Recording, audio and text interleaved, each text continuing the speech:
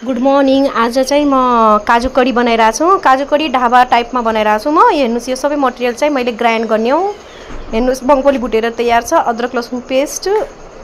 अब चाहिँ म यो सबैलाई ग्राइन्ड गरेर यतातिर चाहिँ मैले चाहिँ काजुलाई पनि ब्राउन हुँदासम्म भुट्ने हो।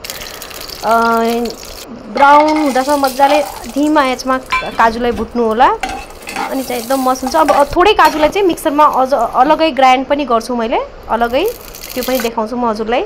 यहाँ हेर्नु सबै चीज रेडी छन्। यहाँ मुङफली पेस्ट, टमाटर पेस्ट, प्याज पेस्ट, यहाँ चाहिँ काजुको पेस्ट, यो पनि काजुलाई पनि भुट्यो अनि चाहिँ थोरै पिसेर राखेँ। यहाँ चाहिँ सबै चीज हाल्दै छु एक एक गरेर। हेर्नु सबैलाई ब्राउन हुँदासम्म मजाले मसलालाई पकाउनु पर्छ। खाना टेस्टी हुनेको लागि चाहिँ मेरो मम्मीले सिकाएको कुरा कि मसला मजाले ब्राउन हुँदासम्म भुट्दै गर्ने।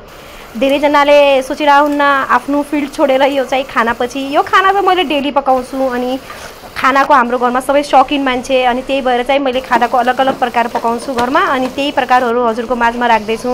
मलाई चाहिँ एकदम खुसी लागेको छ हजुरहरूले चाहिँ मेरो यो भिडियोहरूलाई लाइक गरिदिनु लाग्नु भएको छ, कमेन्ट गरिदिनु लाग्नु भएको छ। सबैलाई धेरै धेरै धन्यवाद छ। हेरिदिनु लाग्नु भएको छ त्यो पनि धेरै ठुलो कुरा छ। मेरो यो सानो कोसिस हो, हजुरहरूले लास्टै सपोर्ट गर्नुभयो। यता हेर्नु हाम्रो काजु कडी चाहिँ मजाले सबै चीज रेडी भइसकेछ। अब यो पाक्छ। यतातिर चाहिँ मैले जीरा राइस, काजु कडीसँग चाहिँ जीरा राइसै राम्रो लाग्छ हामीहरूलाई त यता घरमा। अनि चाहिँ जीरा राइसको लागि सब खडा गरम मसला भुटेँ। अनि चाहिँ यता यो हामीले चाहिँ भातमा नुन हालेरै पकाउँछु। नर्मली भातमा पनि नुन हुन्छ है मेरो घरमा।